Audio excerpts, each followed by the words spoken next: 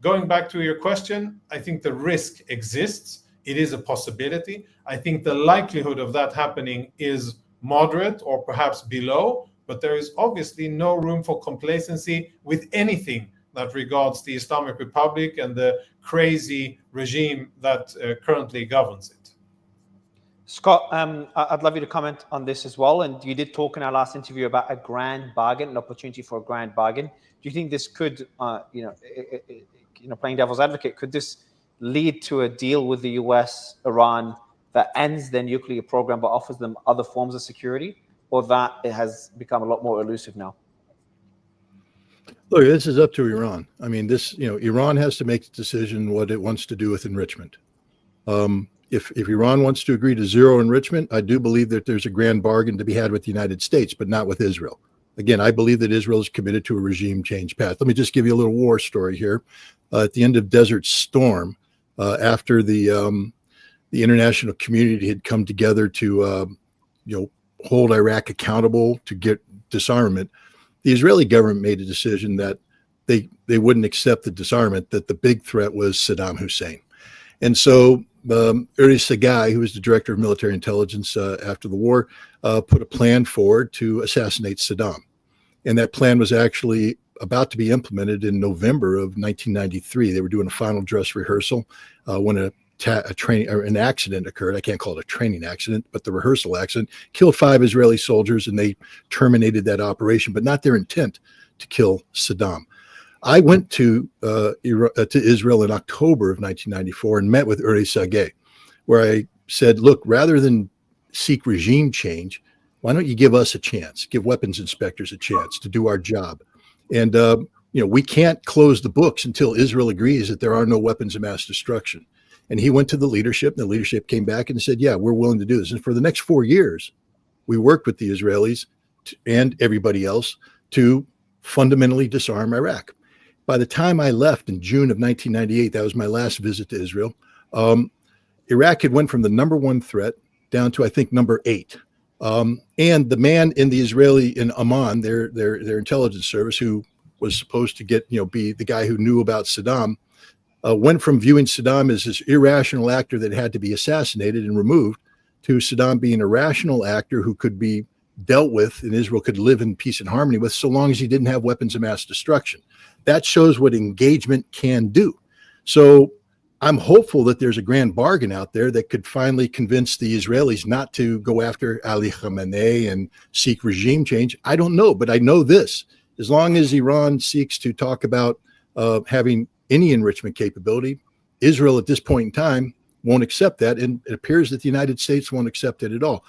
But then I also need to reflect on this. I mean, again, Jonathan, you're an Israeli citizen. I respect any citizen of any nation who stands up and defends their country, no matter how vociferously I disagree with them. You're doing your duty as a patriot of Israel.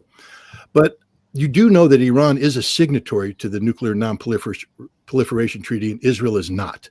Iran has every right under Article 4 of the Non-Proliferation Treaty to have an enrichment program. And all the problems that existed about Iran, covert acquisition, which was brought upon by illegal sanctions against Iran, which were in violation of Article 4, were rectified through the Joint Comprehensive Plan of Action in 2015. Indeed, the IAEA, together with the Security Council of the United Nations, closed the books on Iran's militarization programs. Then the United States precipitously withdrew from that and began a process of, the deterioration of the JCPOA. But Iran has never violated its safeguards agreement with the IAEA. Iran has walked away from the JCPOA because there's no reason to implement it if they're not going to get the benefit of it, which is trade, et cetera. But I just find it interesting because I worked, again, as a UN weapons inspector, I worked intimately with the Israeli government. You don't have an idea how intimately it was. I would meet with the Israeli ambassador in Vienna together with the IAEA action team, and we would share intelligence about Iraq's nuclear program. Now, you would say, okay, that's what we're doing today about Iran. The difference is, when I was meeting with the Israeli ambassador, Iraq had been determined to be a nation that cannot have a nuclear weapons program. And for Iraq to pursue a nuclear weapons program or any nuclear program was a violation of international law. So there was no contradiction in that meeting. Today, Grossi, the Director General, has been working hand in glove with the Israeli government to conspire against a signatory to the Nuclear Non-Proliferation Treaty that the IAEA itself says is not in non-compliant. That last document they put out there, it's technical stuff that even Grossi says has nothing to do with the weaponization program at all. So I just find it interesting that Israel seems to be in a position where it wants to lecture Iran about the NPT and adherence to the NPT. When you have a nuclear weapons program, you won't declare, you won't subject to international inspections, and you won't even sign the NPT. And this is maybe Israel's fatal flaw in this whole thing, because the world now sees Israel for what it is. A nation state, a rogue state that has nuclear weapons and refuses to adhere to international law. No, I don't agree with you, and I think you're wrong on so many things. First is that you believe what the Iranians are saying. They lie, and they lie continuously. They obfuscate, they mislead, they misinform, and except for in addition to the fact that they're probably the world's biggest state supporter of terrorism, that they fund terror organizations that are fighting against Israel, and again, officially say in Farsi, not for people like you to understand, but for others to understand, that their goal is to annihilate my country. Now, I take that seriously, especially after October 7, when a much smaller and less potent enemy said that, Hamas said that for a few years, and they said, we are going to invade Israel, and we're going to kill as many Jews, and we're going to resettle Tel Aviv or Yaffo and Haifa and Jerusalem.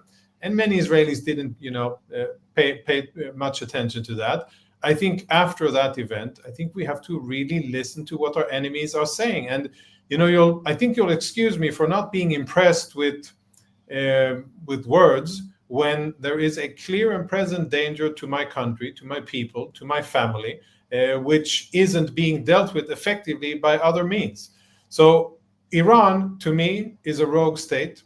It is a country, it is a regime that oppresses its own people. It is a regime that prioritizes external violence and terrorism and building a nuclear weapons program over its own citizens, over the well-being of its own citizens. Today in Iran, there's an acute water shortage. There's a very limited supply and irregular supply of electricity in many provinces. Many of the schools are shut. Even though Iran is a country blessed with tremendous resources, gas and oil specifically, and the ability to generate hydroelectricity with lots of rivers and mountains, their whole system isn't working. Why? Because the Islamic Republic, the regime, the crazy people that lead that are taking it on an extremely dangerous path, which is based on this religiously fueled hatred against Israel and on this quest to destroy the state of Israel. And they've been harnessing, or they've been allocating so many resources in order to do that. They've thrown billions of dollars at Hezbollah in order to keep Israel busy and to deter Israel from attacking Iran. They've funded Hamas, Islamic Jihad, about between 10 and 15 proxy organizations in Syria, and another 18, 20 in Iraq. They're funding the Houthis. For what aim? Not for doing good to anybody, not for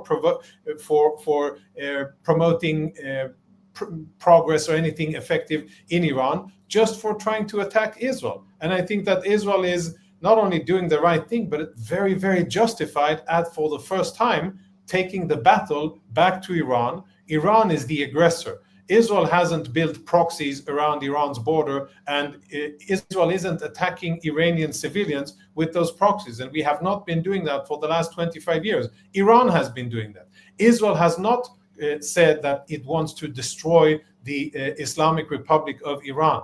Never said it. We don't have a countdown in Tel Aviv saying from 2040 we wish to annihilate the Islamic Republic of Iran. No, we never have, and my guess is that we never will. What Israel wants is to live in its own land without any terror organization funded by an extremist regime that doesn't respect minorities, that doesn't respect civil liberties and rights, that doesn't allow any political freedoms, and it is an oppressive and cruel and brutal regime. We don't want that regime attacking us. And what Israel did on June 13 was, for the first time, to show the Iranians that their aggression against Israel now finally comes at a cost, that there is a price to pay for funding terrorists. There's a price to pay to providing the Houthis with ballistic missiles and drones that are fired at Israel. There's a price to pay for arming Shiite militias in southern Lebanon, specifically Hezbollah, that have killed thousands of Israelis. And there's a price to pay for flooding Palestinian terrorist organizations with weapons in order to kill Jews. And that price has now come and become more materialized. And I think that moving forward here, and this is where it becomes interesting, I agree with you, the ball is in the Iranian court. They will have to decide how they take it from here. I think that they have a very different hand of cards than what they had 2 or 3 weeks ago. Maybe they had a strong hand before. I don't think that they have a very strong hand now, militarily speaking. But again, I'm cautious because they're very good negotiators and they're very clever and cunning. But it's in their court and they can decide where this goes from now. And yes, I agree. The existence of that murderous, oppressive regime is definitely something that I think we should be discussing. Is it doing good for the Iranian people? Is it providing prosperity for the people in the region? Or is it hostile? Is it warmongering? Or is it the state sponsor of terrorism? I think that it's the latter three. I think that the world would be much better without that horrible regime, which came into power and under a bloody coup that was supported by external factors. And I think that the Iranian people will be better off, the region will be better off, and I assess that Israel will be better off. So if we are going to talk about the future and goals, etc., yes, I think that the move that Israel did on June 13 will set into motion events that may lead to that happening, but it is not a fait accompli. It can be changed and it can be, stopped. And if the Iranian regime is smart about it and chooses not to escalate, then they buy themselves a lot more time. If they escalate, I think that they will just speed up their own demise. I don't know when